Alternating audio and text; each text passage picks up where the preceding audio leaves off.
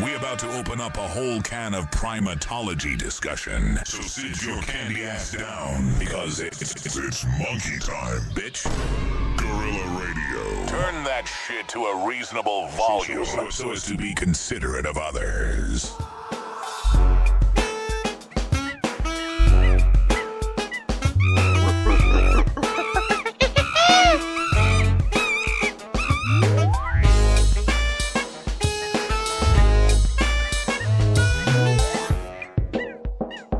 Monkeys go directly to hell.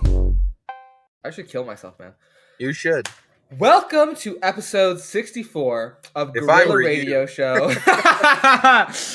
Today I am joined by the magnanimous, the beautiful, the wonderful. This is episode 55! What? We did 54 last week, dude. Gregory. I pulled up the Spotify 10 seconds ago. It's our last St. Louis Zoo Blues was 63. Whoa. We've been doing this for a while, brother. Dude. Greg is like wiping his face in disbelief. Like, if I were his glasses up his head. I would have killed myself by now. We're Hey, isn't our 3rd year anniversary coming up in like 10 days? This is actually it. Do we want to? Well, no. Greg, we didn't do anything last year. We should do something this year. Greg, come to North Carolina. As soon as you can, come to North Carolina, and that'll be our. As soon as I can, I will come, which is probably going to be in November. And that'll be our anniversary episode. We'll be reuniting the gang. Honestly, that sounds legit as fuck. That works for me. And we're all going to do heroin together, train spotting. Yeah. I can do that. It won't hurt my heart. You can do heroin, not the other stuff. Okay, though. This intro went way off the rails. Yeah. We'll try one more time. Yeah. Everybody, welcome to Gorilla Radio Show, episode 64. I am joined, as always, by the studious and erudite Austin. Oh, wow. Okay. That's crazy that you describe me that way, but it's drama, baby. What should we fucking call you? Wayfish and small? So, my lovely co-hosts here, Greg and Chandran. I was gonna say, do I not get a fucking intro? You do. Austin just started going off.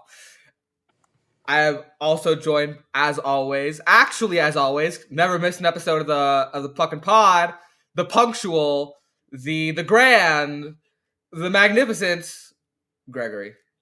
Let's go. That's me.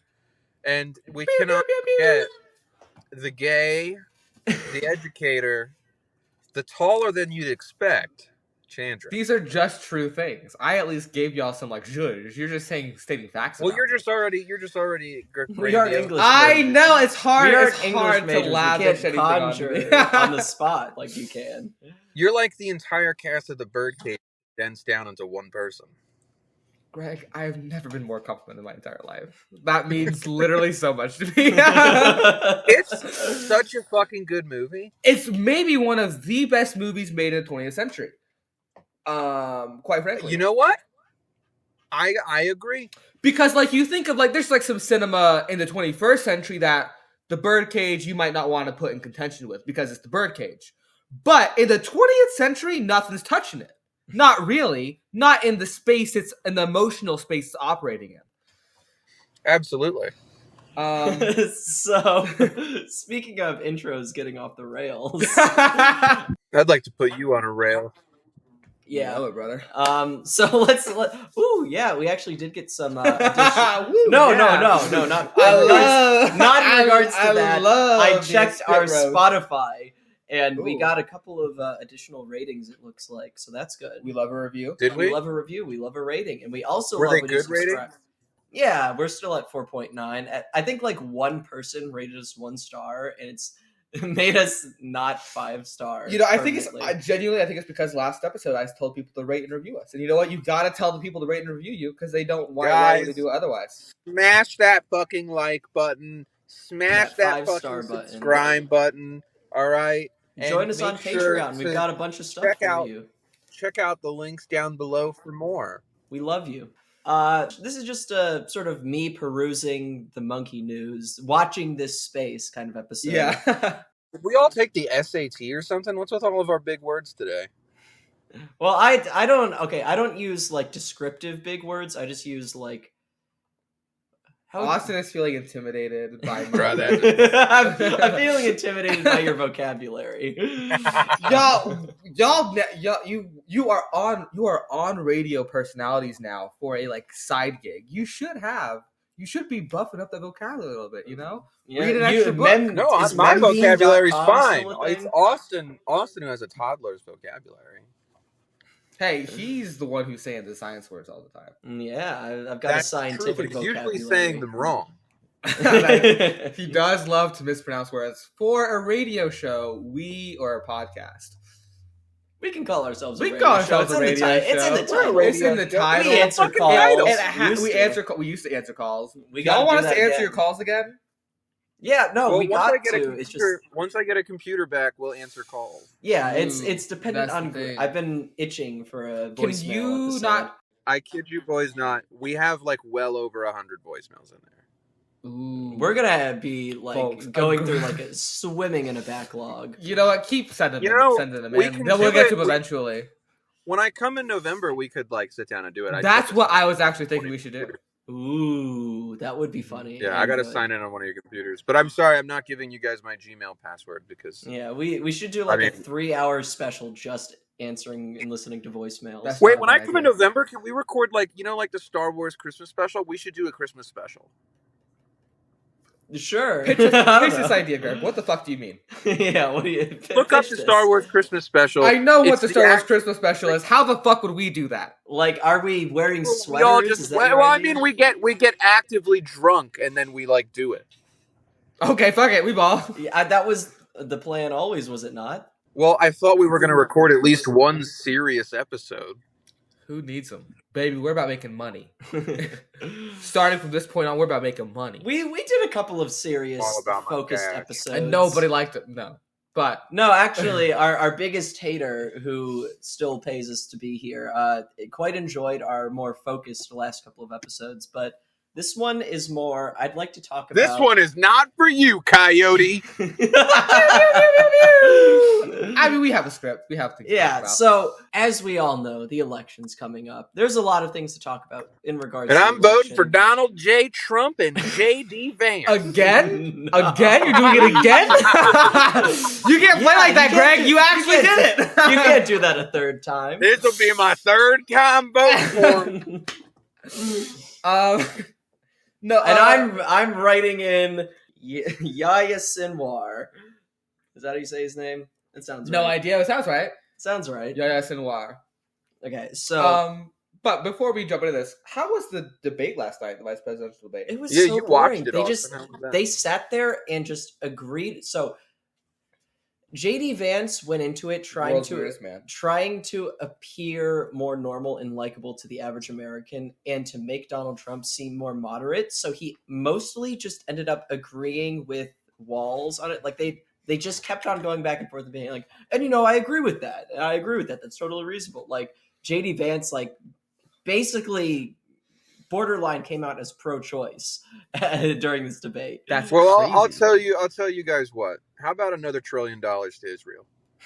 No, that was the one thing that they were in complete agreement about. It was the first opening question, and they were like, "Yeah, I believe we need to destroy Iran with nukes." They specifically said, "Would you support a first strike against Iran?" Why? What's up? Why do we keep trying to kill Iran? What's going on about that? Why does every single time we turn on the news, it's like saying Iran, Austin? It's the fucking and Iran ran so far away. I grew up in North Carolina, North Kakalaki. So did these fucking two of us, dude. I just never broke the habit. I know it's Iran. Okay. Iraq, Saddam Hussein. I understand what America was doing there. They had moves that they were making. They had plans that they couldn't tell anybody about. They had plans they couldn't tell us about. But they have concepts of a plan for Iran. What's going on with Iran? Why do we keep trying to kill Iran? Well, we've wanted their oil since 1977. Is it just literally we're just gonna destroy whoever's in Iran for the resources? Okay. Well, that seems boring. It's partially that. There could be more drama here. That Iran offers the only industrialized first world level economy that could ever provide resistance to the Zionist settler colonial project. So okay. Yeah, I see. The thing is, early 2000s, pretty much early 2000s and prior, very much motivated by just pure desire for oil. It's got a bit of nuance to it now, where it's more of a geopolitical positioning thing, financial imperialism type thing, and so on. Well, Iraq was a financial imperialism. We didn't need Iraq's oil. Yeah, no, we didn't need Iraq's oil. Iraq was threatening the existence of the Israeli state and threatening the stability of the Saudi state. Yeah. Both of whom factor in much heavier in America's geopolitical mass than a country like Iraq. So they had to take us. With that context established, let's talk about monkeys. Yeah, exactly. So this article that just came... What?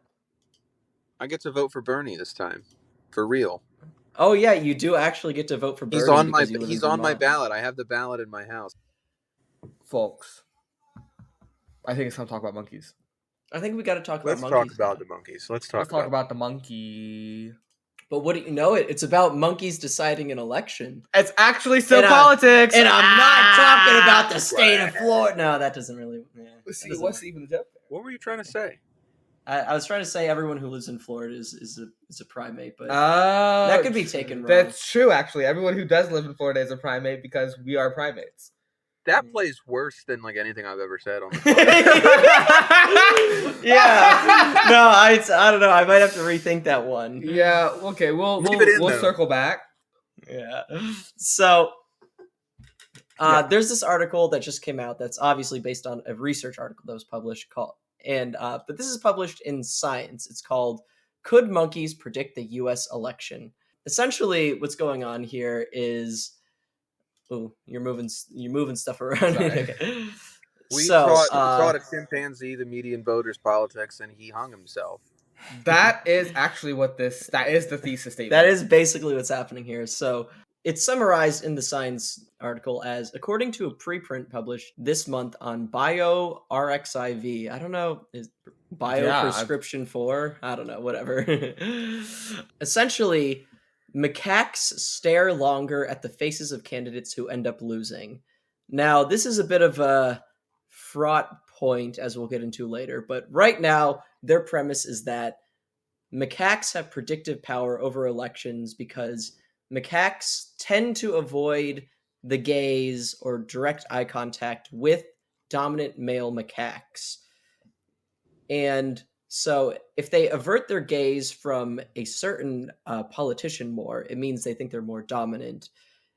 And the assertion here is that if they stare at a certain politician for longer than the other politician, then they consider that politician a beta cuck. Yes. Who can't win an election. Exactly. That is literally the science. That is literally what they're saying here, kind of. They're literally saying they would fuck the losing politician's wife.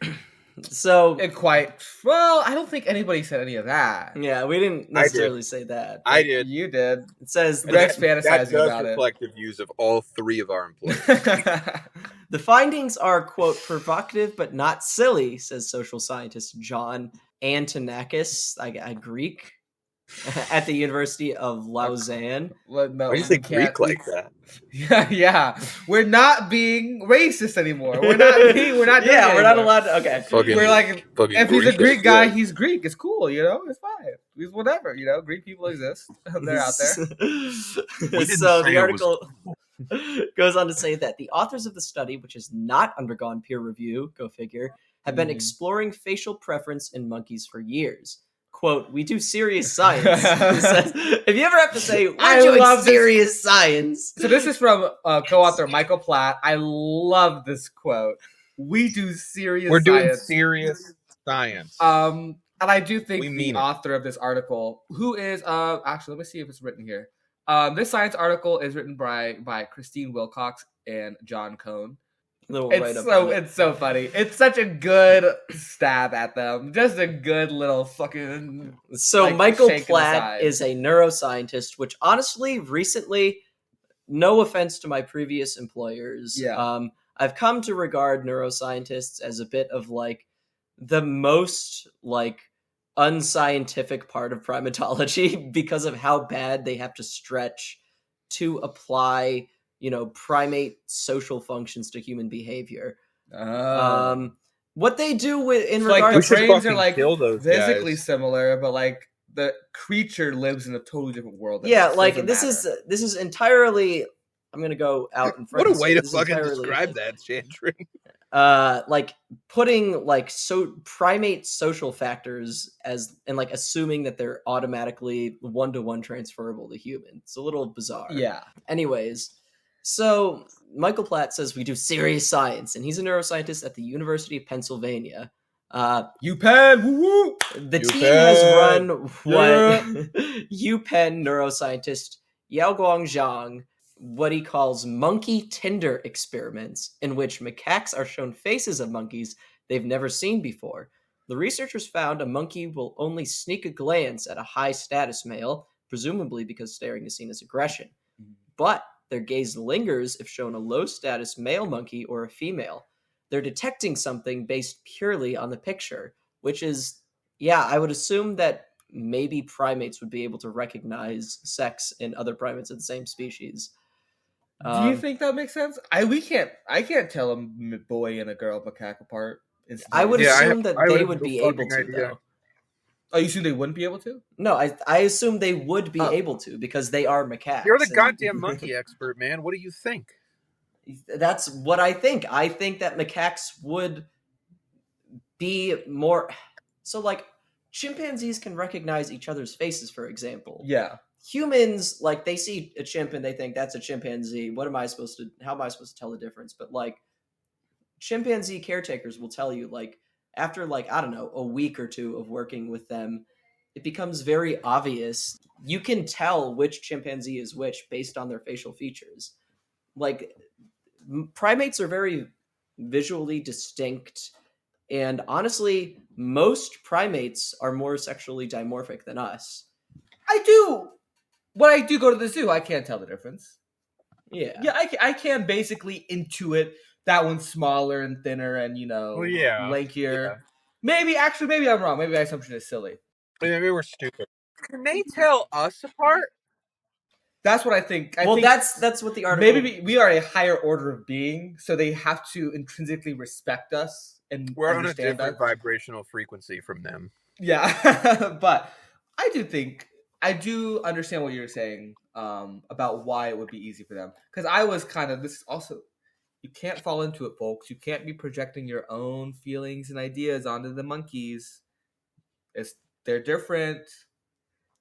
Oh, okay, so I was right in what I said earlier. Gorillas and orangutans have, like, way more sexual dimorphism than humans. Mm-hmm. So it's not true of all primates, but, like, other great apes. Yeah, I mean, orangutans for sure, right? The males have orangutans, crazy dimorphism. Well, they don't all get the flanges.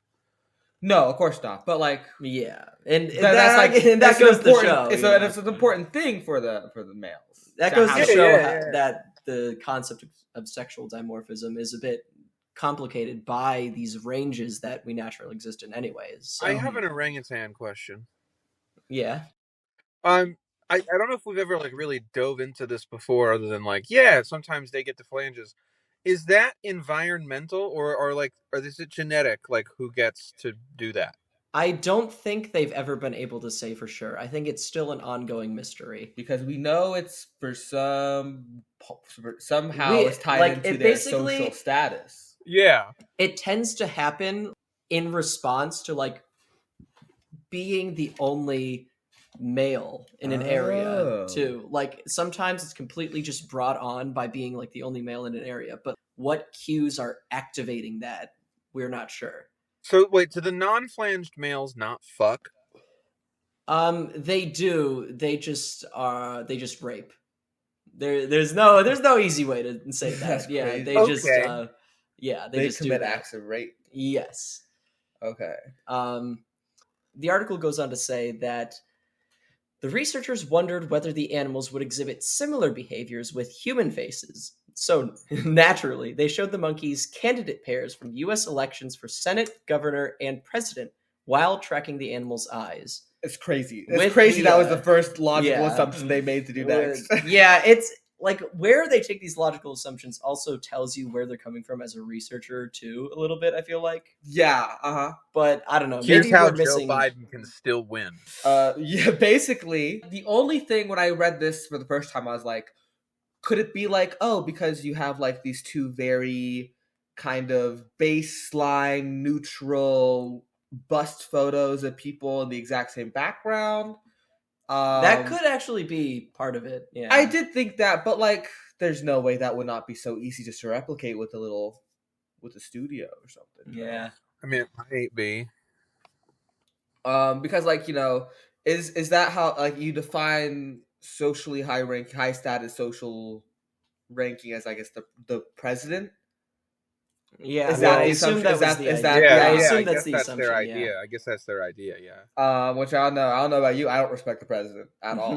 Quite frankly. Me either. I don't even know if I don't even know if the current president knows he's the president. No, he doesn't actually. That's the cool thing about it. So that's the awesome thing about our country. That, we're gonna resolve that strike in Yemen. So, they went on to say, we assume monkeys were unaware of the identity, party affiliation, or policies of any of the candidates. Another really good quote. Another good line. It's a great line. Really good job by the authors of this article to kind of poke fun at this, I think. It's such a good line. So, this is where the first sort of wrench gets thrown in my mind, which we'll have to double check the article and see like how they chose the photos, if that's anywhere in the article. In the actual... Yeah, in the academic article. Because it says here, the animals generally fix their gaze on one person in each pairing. In 273 Senate and governor races from 1995 to 2008, not meaning that the research was ongoing from 1995, but that they went back and showed pictures. Okay, I did find some information about how they selected the photos. Okay. So a list was compiled of all presidential races from 2000 to 2024, right? So it's only these like contemporary elections. Okay. As well as vice presidents. For presidential races, yeah. Yeah, this is for presidential. As well as VPs. So Obama versus Romney, the 2012 presidential portrait of Obama and 2006 gubernatorial portrait of Romney were chosen. And for more recent elections, 2016 to 2024, since candidate age had become a major issue, in addition to the most time-appropriate official portraits, we also selected one specific election year photo for each candidate from national conventions or major campaigning events. And then they were cropped, standard background, converted to grayscale. So that's the first wrench in it for me, is that there's already going to be a bit of a bias. Well, maybe not. Well, no. Maybe not, actually. No, they actually did a good job. They cropped the backgrounds of all the photos. They're all in grayscale, and they're all semi the same. It's going to be these people in business professional I mean, clothing. I do think Obama, 2012 Obama, 2006 Romney, that's not who went up against one another. Yeah, I don't know why they didn't pick off head to head. I think the problem is that, like, a presidential portrait is going to be, even if we don't like acknowledge this, is going to be fundamentally different from like a gubernatorial photo in the framing. Yeah, but they're not comparing presidents versus non-presidents. They're only using campaign photos. So it doesn't matter if it's the governor's race or the president's race. They're only comparing governor v. governor. Yeah, it looks like they tried both actually. So, okay, interesting. Yeah. Okay. So, yeah, maybe, yeah, so that's probably fine. It's relatively well controlled. It's just a stupid fucking premise. That's the thing. They do a lot of work for a stupid fucking premise. So, this is the most resist lib fucking project I've ever seen. Okay, hold on. Well, the thing is, I just want to say this because I read this line. I think it's really funny. The experimental setup. Each subject monkey sat in a primate chair from Christ Instruments in a dark room. Luminance about 3 CD per meter squared or meter, I don't know, M2. Oh, okay, good. facing an LCD monitor, BenQ XL2730, 27-inch, 2560 by 1440, 120 hertz. This is somebody's like gaming laptop, like gaming monitor. A computer, Dell Precision Tower 5810 custom built, running MATLAB, MathWorks, and Psych Toolbox 52,53. They gave total complete. Yeah, no, that's standard shit. I mean, yeah, that's pretty. Yeah, it's very verbose, but like I ended up. I understand why they are doing this. Yeah, I ended up having to write the dimensions of the wooden dowel rod that I used in my thesis research so far. So with that being said, from 1995 to 2008, the monkeys gazed more frequently or for the longest period of time at the losing candidate 54.4% of the time. That's better than chance alone, the researchers note, which I'm sorry, but that's 4% better than chance alone. I get that it's like technically statistically significant. They ran the p-tests or whatever, but like I don't think a coin toss is always 50-50 either, right? I mean, not in reality, no. Like, only theoretically. 50-50, yeah. Sorry, I'm writing an email to this researchers right now. Okay. Oh my god, you're asking to interview regarding the recent study? Yeah. I don't know if this is a... Well, I want to ask them why they chose to do this. I think we're kind of shit-talking them a little bit. We are, but that's the thing. I want to know... I feel like there's no real scientific value here. I want to ask them and be like, why'd you do this? Because that's the only thing we can't answer by reading this document. Is like, what was interesting about this to you? You know what? That's fair. You can... Yeah. Although the typing noise is going to be in the recording. Yeah, I'm not going to type this email right now. We'll send these researchers an email and see if maybe we can pick their brain. Also, we'd like to get your stupid ass. It's a goddamn silent keyboard. It don't make no goddamn noise. It's going to pick up. It will, but kill yourself. So, let's see here. The animals were even more accurate when asked about races in swing states, choosing the winner 58.1% of the time, which is interesting. For presidential elections from 2000 to 2020, however, the gaze bias was no better than flipping a coin. It indicated the loser in just 50.4% of the 6 elections. So, for some reason, this was like above a coin toss, like 8% above a coin toss's chance for swing state elections, which I don't know what the significance there is. I'm not sure what argument could be made. I think we're just missing like the most obvious point in all of this, which is that people don't vote for ugly people. Well, yeah, true. That is okay. Neither do the monkeys. That is a part of this primary thesis, is that something about people's appearance does subconsciously influence whether or not they will vote for them. And I think that's probably true enough. I'm sure that's very true. But when it comes to people who've already been like filtered out to a certain extent, I don't know how significant that is. Like, in presidential elections, they would not have. People will vote for whoever's more aesthetically pleasing than the other on average, and then they will vote for a man before a woman on average.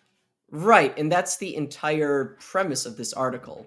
Actually, I know, but like, you see how we just did that, and we didn't need to get like 40 macaques in a room. We didn't need to put electrodes in their brain to figure that out. No, I mean, like, we didn't need to do 40 macaques to find out that like people are gonna vote on who's aesthetically attractive and who's a man. I don't think it was 40 like, macaques. On average. It was probably... You didn't have to kill 40 macaques. Knowing what I know about... Were we killing macaques? No.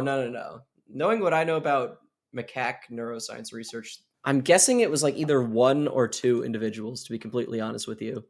Okay, well, how is it a fucking real study if you're using 1 macaque? Well, because the idea is that you're focusing on... That's not a sample study.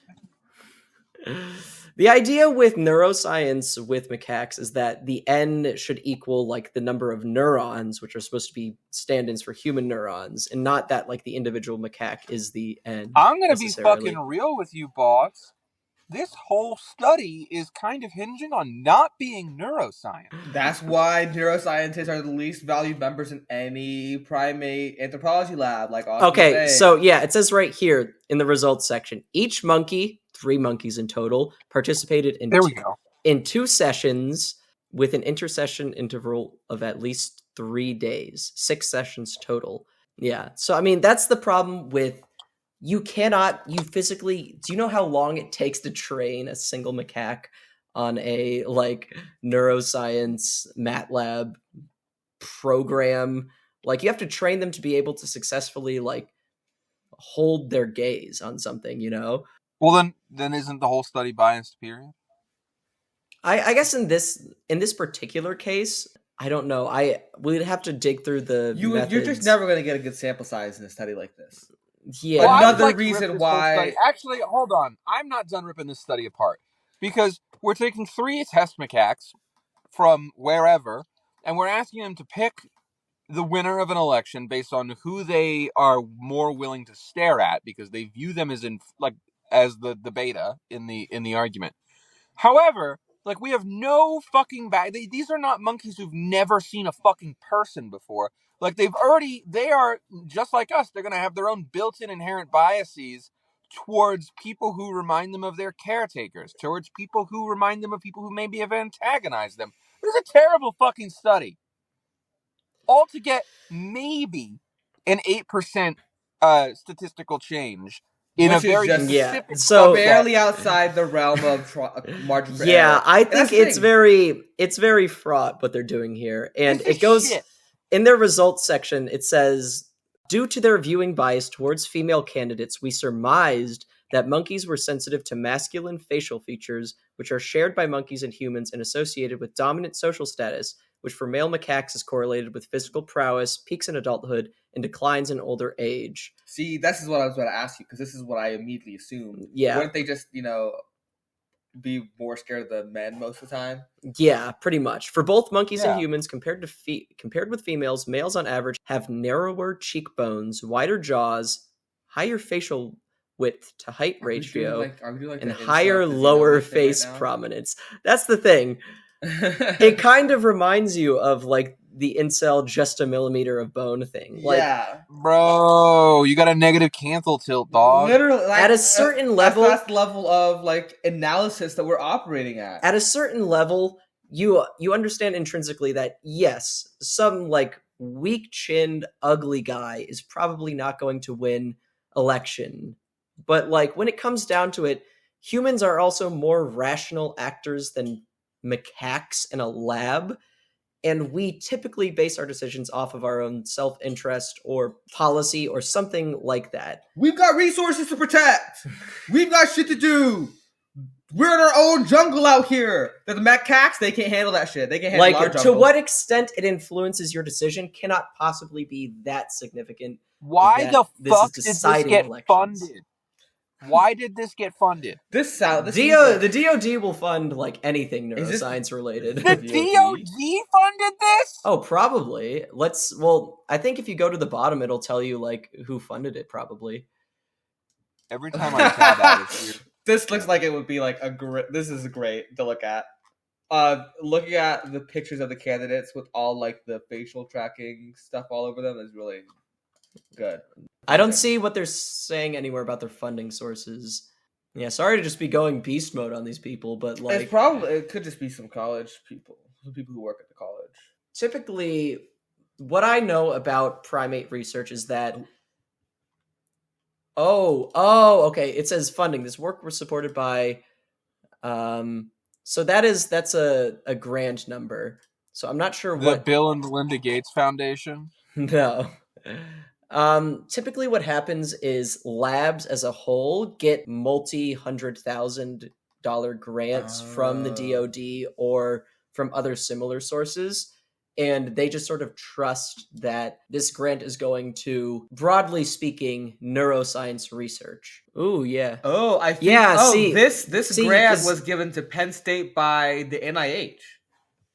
Oh, yeah. See, it's because it's his lab. It's you completely different study, unrelated in every way, but funded by the same grant because grants are just given to labs to disseminate to their students, Yeah. Yeah. That's how these things typically work.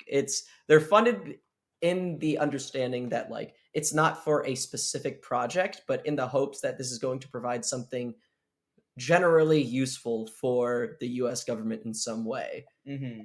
They should let me do a study. They should. You could get a study. So, we get a study going. Yeah, we can, get some at UNC Charlotte probably. What's the effect of like giving like a macaque like cigarettes and beer?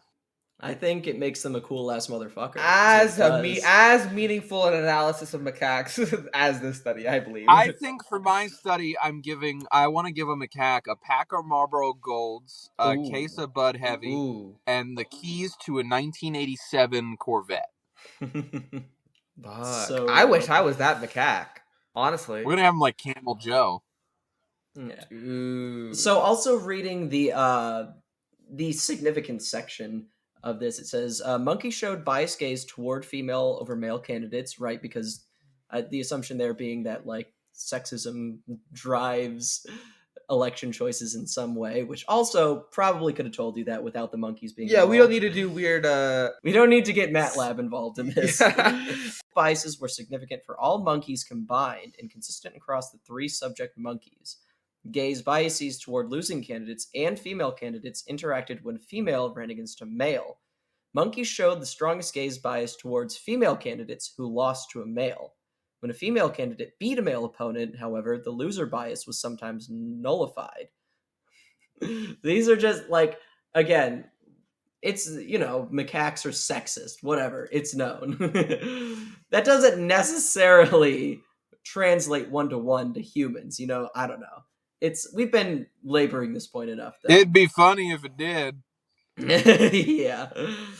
I mean, look, I'm just saying, if Kamala loses in November, these guys are going to feel so smug. They're going to be like, told you shouldn't run a woman. Can't trust women. Can't put them in positions of power. People don't trust them. It's not because of the I don't know that they're sexism and whatnot. I don't know necessarily that they're saying anything that like it's deserved. Right? You're right. They aren't saying anything.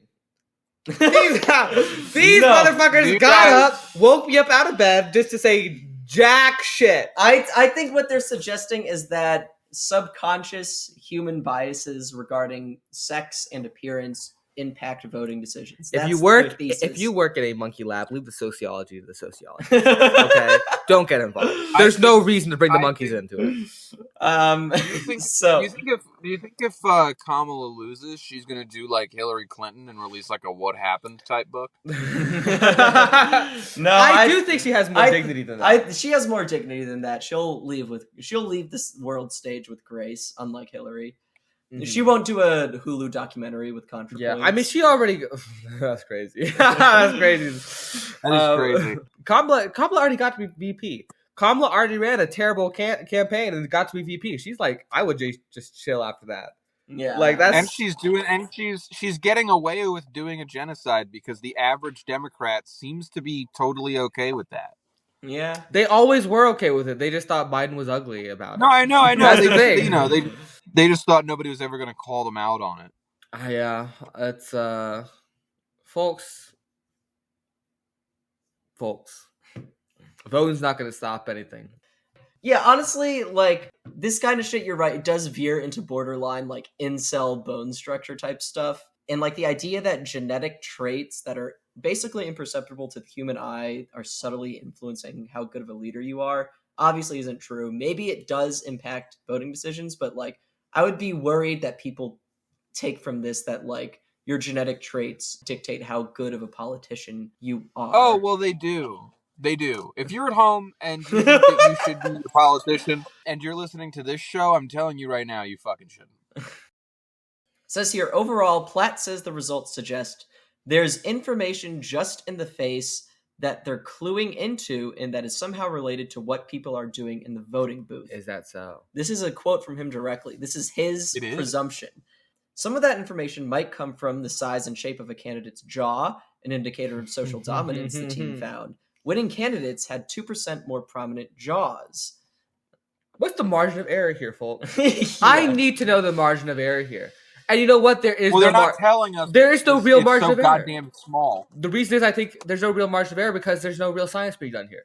There's no real actual data work with the data being done here. No, this is like, oh no, the fiscal year is almost at an end, and we've got $100,000 in grant money. They had 6 sessions only. Here's the thing about academia. Academia is not a merit-based field necessarily. It's a prestige economy. It is how many publications do you have? Even if the publications are saying nothing much at all, if you have a publication, that's another step towards becoming tenured, meaning you can just do whatever you want for the rest of your life, basically. But Shudda, what if?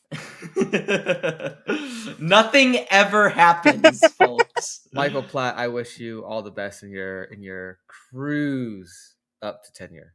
Yeah, I mean that's what this boils down to. Is so much science nowadays is academia as a whole is a way for academics who don't necessarily produce physical goods, but rather knowledge, which is undervalued in a commodity production society, for them to secure a livelihood. And the way to do that is to sometimes pump out what I would call commodified knowledge, which is this kind of thing where it doesn't really mean much. It's not super significant. It's bullshit pop It's science. basically bullshit, but it helps you secure a career. And that has, unfortunately, historically led to a lot of bad things, such as things we've discussed, but like, the Holocaust. I mean, yeah, like Bronislaw Malinowski, one of the early trailblazers of anthropological field methods, was pretty much like fully on board with, the usefulness of anthropology to empires, that we can teach you how to be better colonial administrators, which, worked out for the British Empire, I guess. But that was how British anthropologists justified their careers and like their financial security in their careers. Nowadays, anthropologists and this is why beloved revolutionary Pol Pot once said that the intellectual class must be completely eliminated. So he might have had a point there. I do think you're onto something with this commodified knowledge. I don't think. Okay, I was going to say, I don't think you should say we agree with Pol Pot. No, we're not. No, that was a joke for the record. The commodified knowledge thing does seem genuinely... It's an outgrowth of the capitalist system. Like, the thing is, even if you try to exist outside of capitalist commodity production, you're still living in a capitalist society. You are still subservient to its rules. Thus, even the radical, like, postmodern decolonial theory of like modern anthropologists is inherently subsumed into capitalism itself. You could write a book on this, genuinely, I think. This is something you could genuinely write a book on. Yeah, maybe. I mean, I'm sure other people have spoken more at length on this, but doesn't matter. You'll say it better. Yeah, I'll say it better. Here's the deal.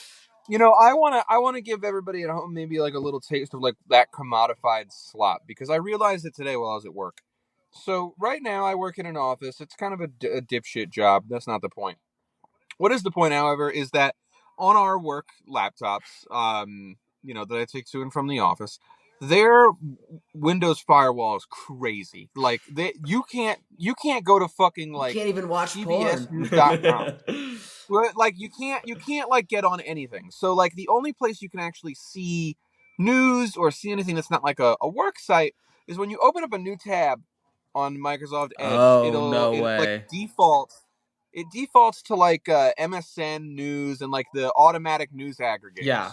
And that's like you can click on those articles and you can read them, but 99% of them are like a combination of the worst pop science you've ever seen and like AI. You know what? Chandran I just pulled it up. We have it in front of us right now. It's 90. It's like half Gundam. It's like all Gundam. It's like 2 or 3 Gundam things. I googled Gundam once or twice. It's garbage, and so and it's based on like the network you're on. So I don't want to make any assumptions about your Gundam thing here, but so in my thing, it's like people are like looking at the weather, obviously, and like the local news. But what happens is it spirals. The algorithm spirals. So like if I like click on a new tab at my job, 50% of the articles are like, we discovered the universe is a circle. The other half is like, here's why the ancient Egyptians had aliens for help. And it's like in like fake news websites that look real. And like, here's the missing link between Neanderthals and us. And then it's like almost 100% a picture of like a San tribesman. Like, it's like constant shit like that. And that's like 80% of the science that the average American we will destroy pop science soon, but I'm just scrolling down. Have you ever scrolled down the homepage of it? No, I haven't. I've got nothing to do all day at my job. Worse, it gets so much worse. Actually, it gets real bad. I mean, there's a lot of like best games, top 10 best games, a lot of like how to bridge the AI literacy gap, and it's the kind of thing. Jobs. Look, this is the kind of like stuff that makes Elon Musk feel smart. Yeah. It's that. It's paleontologist finds rare fossil with spider in disguise. A magical transformation. Yep. That's the kind of shit on mine all day. Yeah. That the algorithm death spiral you mentioned makes me think of the Wikipedia death spiral, where someone will post an assumption to Wikipedia, basically unsourced, and an article or an academic journal will pick this up and like just sort of say this as a fact. And then someone will go back to that Wikipedia article and say, hey, this is unsourced. And then they'll go back and source the articles that used Wikipedia as a source. It creates its own reality where this is suddenly true, when it's not true at all. That's fucked up. Similarly, I was also reading about... Actually, I can pull it up right now. It's right here. Learning to be an Anthropologist and Remaining Native by Beatrice Medicine, where she talks about how essentially indigenous tribes in America have gone to anthropologists, like people who've studied native cultures, for guidance on like how to conduct certain tribal laws, because like they have this encyclopedic knowledge of this supposed encyclopedic knowledge of tribal customs, and they base because all the people who would have passed it down are dead. Yeah, and they base how they conceive of their own past on European observers. And so it creates this spiral where they're suddenly just completely conforming to our views of them, regardless of what they actually were before. You know what I mean? Yeah. Jeez. Heavy shit, man. With that being said, though, the article goes on to say, that didn't stop the UPenn researchers from seeing what clues the monkeys might provide about this year's presidential race. They said, quote, "It was a toss-up," Platt says. The animals did suggest that Trump's vice presidential pick, Senator J.D. Vance, would lose if he ran face-to-face against Tim Walz. Get mogged! J.D. Vance has officially been mogged by Tim Walz's superior alpha genetic structure. It's that Midwest diet. Completely mogged, even if that didn't necessarily happen at the debate last night, and Tim Walz said he was friends with school shooters. That was weird. What? Oh, yeah, that's right. You didn't watch it. You were asleep. What was that whole bit? Because I just didn't watch it out of principle because I'm not a dork. So I was streaming it, and Tim Walz was talking about, school shootings, and they were doing that thing where they were going back and forth agreeing, yeah, I agree, gun violence is bad, and not saying much more than that. But he was like talking about how he like talked to the victims of school shootings, and he misspoke for a second, and he said very loudly in like the beginning of this like audio clip that's being reposted everywhere, like even by Kamala's campaign, because the rest of what he says is good. It's still included because they can't edit that out without seeming suspicious. He says very loudly, "I have become friends with school shooters." Oh, that's so good. Oh yeah, we're listening to it right now. I understand. You understand, but you don't flub. You're on national stage, man. That's a horrible flub. Freudian slip, as they say. Yeah, he's talking about Kamala there, actually. Yeah. Well, is there much else in this article to cover? I think there might be one more. There is one more thing I wanted to cover. It's another recent macaque neuroscience article that came out. This one's posted by Indy 100.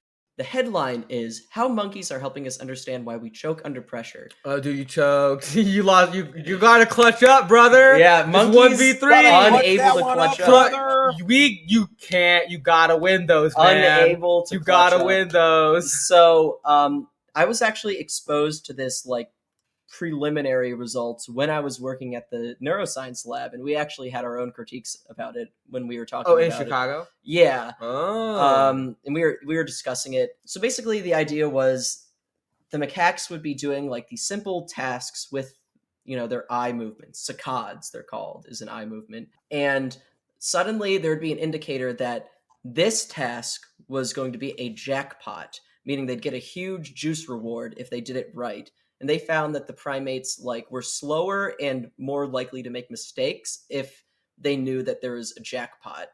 And the idea there is that proves that the pressure from big rewards is what causes people to quote unquote choke. Once again, are we just thinking that monkeys are anxious because we would be anxious? Are we just projecting our emotions on them one more time? Well, I mean, they did find that did typically happen when, there was a bigger reward involved. But the way they did it was it was just a random jackpot that it would just randomly pop up. And I think, yeah, the randomization, I guess, controls a bit. But at the same time, the idea that I pitched that I thought was funny and that I think the others kind of thought was interesting was, what if they did a mounting pressure sort of thing where, how in Guitar Hero, when you get a streak going and the score multiplier goes up and then you get really nervous because if you miss one thing, all of a sudden your score 20x. Multiplier goes away. Similar idea with macaques. Just have them do I think it would be interesting to have them increase the juice reward based on how many consecutive trials they get correctly, rather than just have a random arbitrary jackpot out of nowhere. I don't know, though. It's splitting hairs at this point. Yeah. I think the idea behind the research is that they're trying to narrow down which neurons are firing when you quote-unquote choke under pressure. What we will do with that, I don't know, man. I guess it confirms what we already knew. Funded by random string of numbers, random string of letters, grant money, baby. Probably a DoD grant. It's always a DoD grant, usually. Yeah, we got lucky. This was National Institute of Health only, Yeah. It might be DoD still. Yeah. That being said, they're in the lab. They're zapping monkeys with shit. We did a whole episode, a serious one. Yeah, no, we actually took this more seriously than I thought we would. Folks, it's amazing what Adderall does for me. Yeah, Greg is...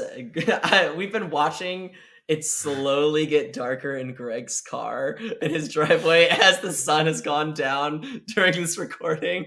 And Greg is getting really anxious to go back inside, so we're going to let Greg go. Well, I have to go pick up Jaden from work. Oh, that's also important. Yeah. All right. I thought you were just sundowning. Well, no, I mean, I am sundowning. I do feel like I'm going to die, so I have no, folks, it's truly incredible what being medicated does for your brain. I can just fucking read the article before the episode now. I haven't done that in 3 years. That's awesome. We've been doing this podcast for 3 fucking years, and I just now learned how to read the article.